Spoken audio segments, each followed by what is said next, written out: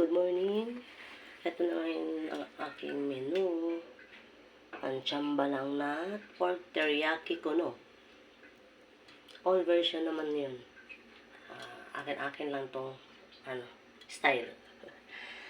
Ito yung pork ko. Hiniwa ko ng strips po yan. Strips. Ayan po. Maninipis na strips. Tapos may onions, garlic, tsaka maraming bell pepper. Tsaka soy sauce, black pepper, and oyster sauce. Okay guys, tara magluluto na tayo. Gisa muna natin yan. Na mantika. Konti-konti kasi baboy po yan. Tapos mainit na, lagay natin ang bawang.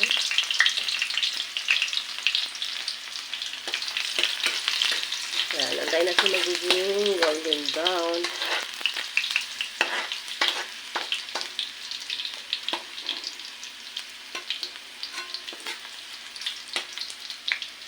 Then, saka natin ilunod yung sibuyas.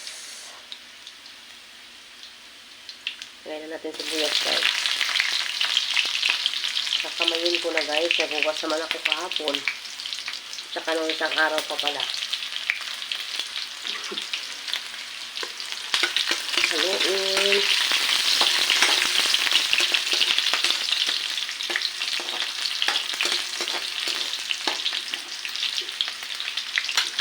Tsaka ilagay yung ating karni. Strips. Parang ang dami. Yan guys, lagay na natin.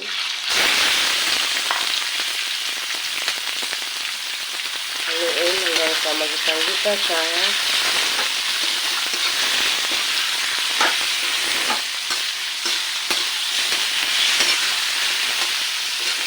Ay, hirap mahalo. Ang niluto, ano ko pala yan na karne is yung lomo na part lomo. Kasi malambot. Mabilis lang siya. At saka may konting taba-taba. Nilagyan ko lang ng konting taba. Yan, igisang-gisa natin muna guys. Bago natin timplahan ng sauce. Lagyan muna natin ng sauce. Lagyan natin ng konting magic sarap. Konti lang. Kasi meron tayong soy sauce at saka oyster. Yan, palabasin ko muna yung katas guys. Para yung karne hindi siya malansa. Yan yung technique daw doon. Pano na natin. Yung paminta para mabango. Habang kumukulo siya, may amoy na siyang paminta. Yan, daming paminta. Ganyan po ako magluto ng karne guys. Maraming paminta.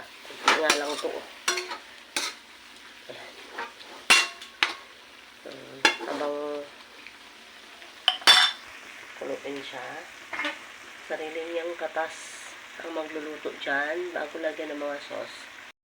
Guys, kita mo, ang dami niyang sabaw, ang dami niyang katas. Diba? Katas lang po niya yan guys, oh, dumami. Kaya kailangan patuyo-tuyuin ko muna ng konti bago siya timplahan para yung lasa, langsan niya mawawala.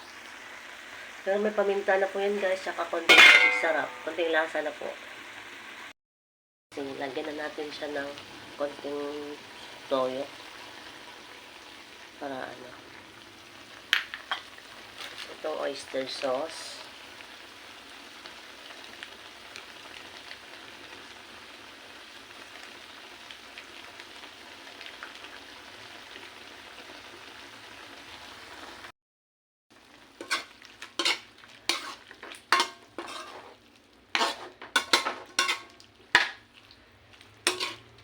Haluin ng haluin.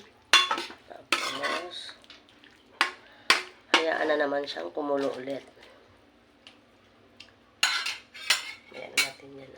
Takpan muna natin guys.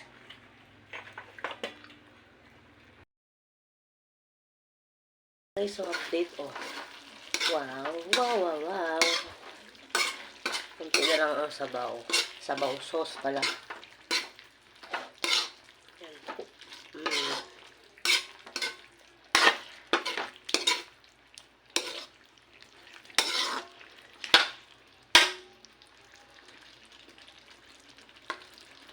Medyo malambot na po siya kasi malambot yung karne. Malambot na part yung lomo.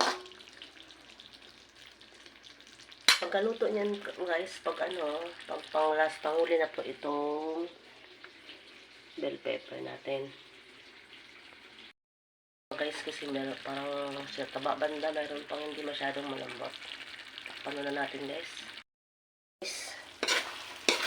Sinilip na natin ulit. At pwede na po yung ilagay yung tawag dito bell pepper. Yan, dandahan na po natin yung apoy para absorb yung lasa. Yan. Oh, kadami.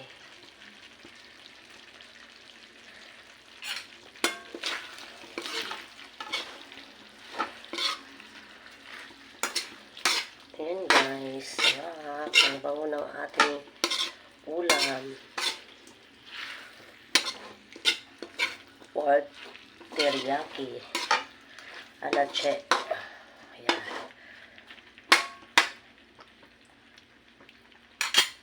Saglit lang, pakuluan mo lang at takpan na natin.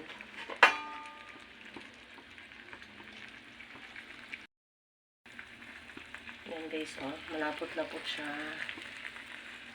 Kasi dahil sa oyster sauce at saka toyo. Yan po lang po ang luto sa kanya, pati yung katas niya po. Guys, ayan na. Oh, yan. Pwede na. Ang ating pork teriyaki. Anache version lang po ito. Actually guys, mas gusto ko dito, mas marami pang paminta. Kasi yung bunso ko, pag nakaamoy ng paminta, ayaw na kumain. Kaya ako na lang ang mag-adjust. Yan. Sarap.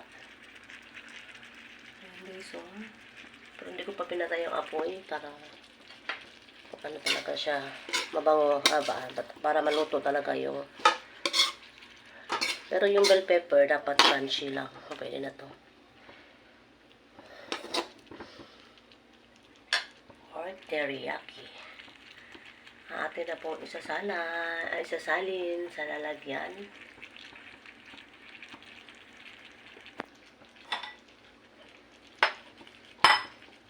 Patayin na natin yung apoy. Ay, sorry po. Maingay.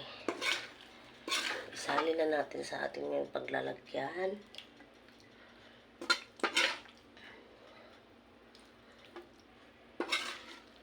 Kami ng aking panganay, guys, gusto nitong bell pepper.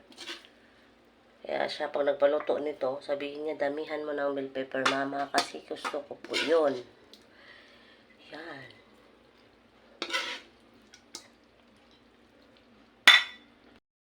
Guys, sasali na po natin sa ating paglagayan at pwede na po siyang iserve.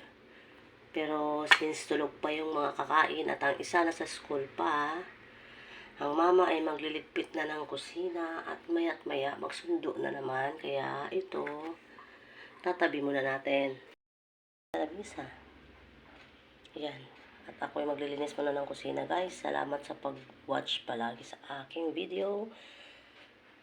Until my next video. Thank you for watching guys. Thank you sa support always. Love you all. Bye.